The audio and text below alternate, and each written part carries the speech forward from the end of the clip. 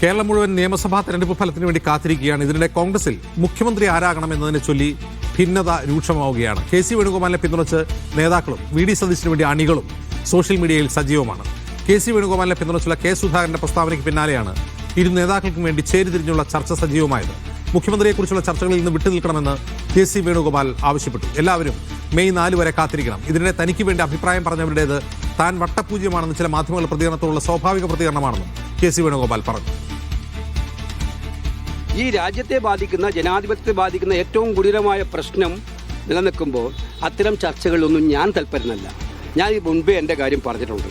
സമൂഹ മാധ്യമങ്ങളോ അതുപോലെ ചർച്ചകളോ നെഗറ്റീവോ പോസിറ്റീവോ ചർച്ചകളോ ഒന്നും അല്ല ഇത്തിരി കാര്യം.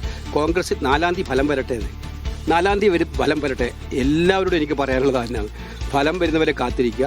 കോൺഗ്രസിൻ്റെ ലീഡർഷിപ്പ് ഉണ്ടാവും, അവിടുത്തെ സിസ്റ്റം ഉണ്ട്, അവിടുത്തെ നേതാക്കന്മാരുണ്ട്. എല്ലാവരും കൂടി ആലോചിച്ച് തീരുമാനിക്കും.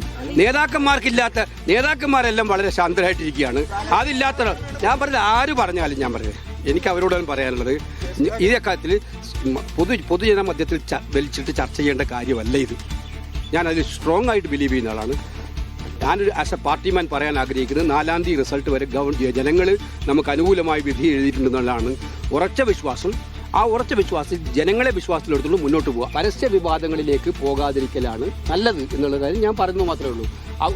ഇതിപ്പം കെ. സുധാകരൻ മാത്രമല്ലല്ലോ, ആരായാലും ഞാൻ പറയുന്നത് അങ്ങനെയാണ്. നമ്മൾ പറയേണ്ടത് സ്വാഭാവികമായിട്ടും നമ്മൾ വേണ്ട ഇത്തരം ചെയ്ത കാര്യങ്ങൾ അങ്ങനെയാണ്. ചില മാധ്യമങ്ങളൊക്കെ ഇന്നലെ മിഞ്ഞാന്നൊക്കെ ചർച്ച ചെയ്ത് എന്നെക്കുറിച്ച് ചർച്ച ചെയ്തതിനെക്കുറിച്ച് പ്രവർത്തനങ്ങളിൽ വിഷമമില്ലേ? ഇല്ലേ?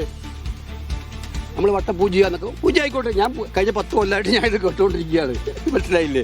ഈ വിമർശനമൊക്കെ കേട്ടോണ്ട് ചില മാധ്യമം അവരാണ് തീരുമാനിക്കുന്നത്, അവർ തീരുമാനിക്കട്ടെ.